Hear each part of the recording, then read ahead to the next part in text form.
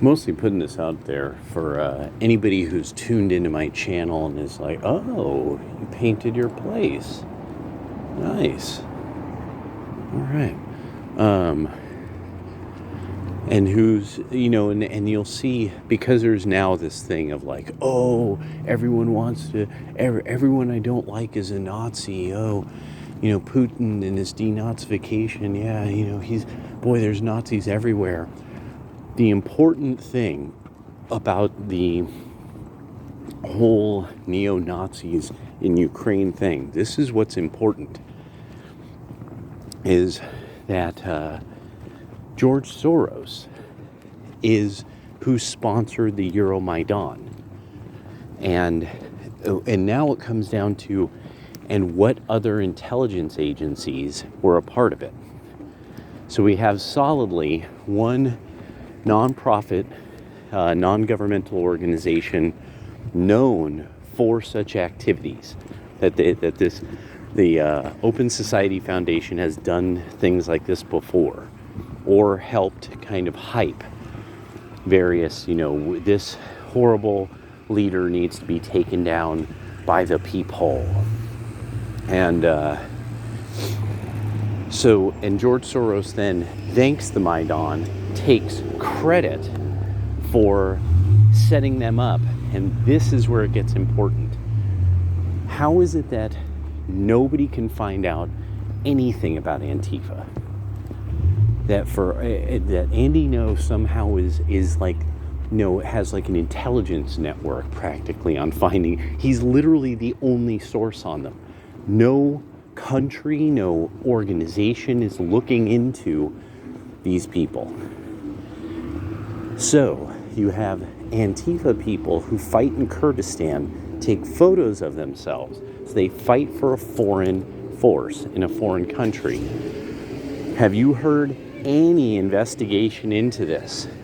Anybody bring this issue up about people fighting for foreign powers? No. This is what's important then about Ukraine is, oh, everybody's on retard status right now. Okay. Dude, what is going on, you fucking retards? So with Ukraine, a bunch of members of the Rise Above movement were fighting with the Azov battalion. When they got back to the United States, they got arrested for fighting with the Azov battalion. This was a news story that is very important because nobody ever heard about it. These guys get clipped for being super right-wing mega Nazis fighting for mega Nazi Corps, and nobody's heard this story.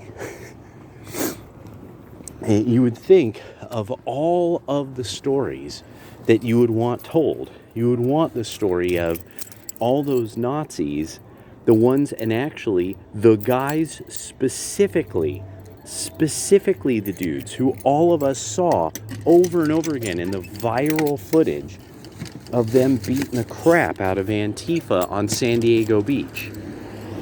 Those were the guys. Those guys got clipped. Those Rise Above movement members got arrested, or one of them got arrested. One of those guys in the scene, in the shot, got arrested for fighting with the Azov battalion or training with them or something.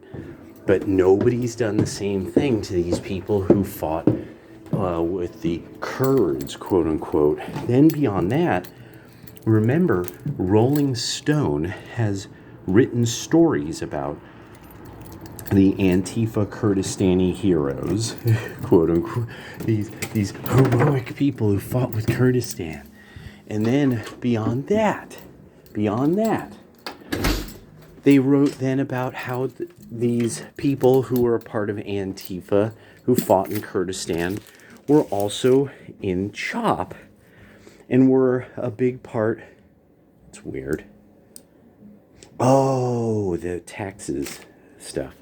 That they were in CHOP and that they were a part of the security. So that this occupation is a part of the, the resistance to Trump and blah, blah, blah, blah, blah. So I just wanted to make sure that I put that out there, because it's that the whole thing about the Nazis in Ukraine story is how weird the story has been covered, that nobody will discuss it. Nobody in the world will discuss it outside of like newsprint. Nobody on footage anywhere. There's no footage of anybody discussing this. I can't find any news service that will discuss this subject. Only independent journalists, and mostly newsprint. Yeah, so that's why it's an important story, is because the other part about it is all of Congress knew. Anybody who was in Congress back when this started with Ukraine, they know about this. They know about the neo-Nazis in Ukraine. They defunded. The funding to Ukraine was cut. So this is now this thing of like, so everybody knows this at a certain level and above. Most people don't. And it's not a small issue. George Soros has like a letter written to the Maidan. Like he really was like, yeah, that was, he acted like this was a major come up for him. Which is then another thing. What does he do for a living? All right. I just wanted to put that out there, because a lot of people who, this weird thing about how now Putin's the worst of the worst of the worst, and we got to stand with Ukraine and yada yada yada, and it's like there's way more going on here, and there are a lot of people playing dumb. A lot of people are playing stupid, who know. And a big part of this is people like, especially Lindsey Graham, where Lindsey Graham has, he has access. He has top secret access. Most of the stuff that was going on in the Middle East with ISIS and all that, that was John McCain and Lindsey Graham's project, or they were majorly in charge of it. And that had something to do with the International School of Strategic Studies, the ISSI, I think, or ISSS. No, that's it. The International Institute of Strategic Studies, IISS. And you could actually see Lindsey Graham and John McCain posing for a photo there. I think it's also known as Chatham House, possibly. But those might be two different things. And that you could see them in a Wikipedia article, posed together with all these high muckety-mucks at this place. So I just wanted to put out, there's a much bigger thing going on here. And I've always argued this goes back to just trying to stop Russian gas pipelines. But one of the more interesting things that recently happened, so, there's all this stuff with Biden and fucking around with energy markets and not allowing people to develop their energy markets. Well, here's one. Israel just had its gas pipeline to Europe canceled by Joe Biden.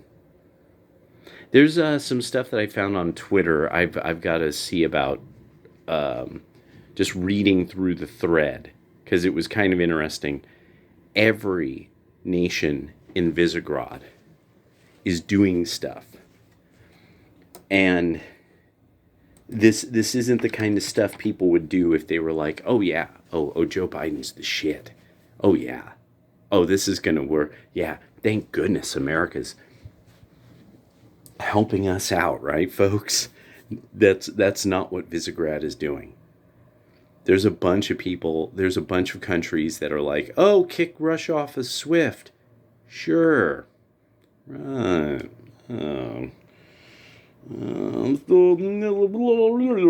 Let's talk in backwards language to figure out what we're going to do, to get the stuff we need.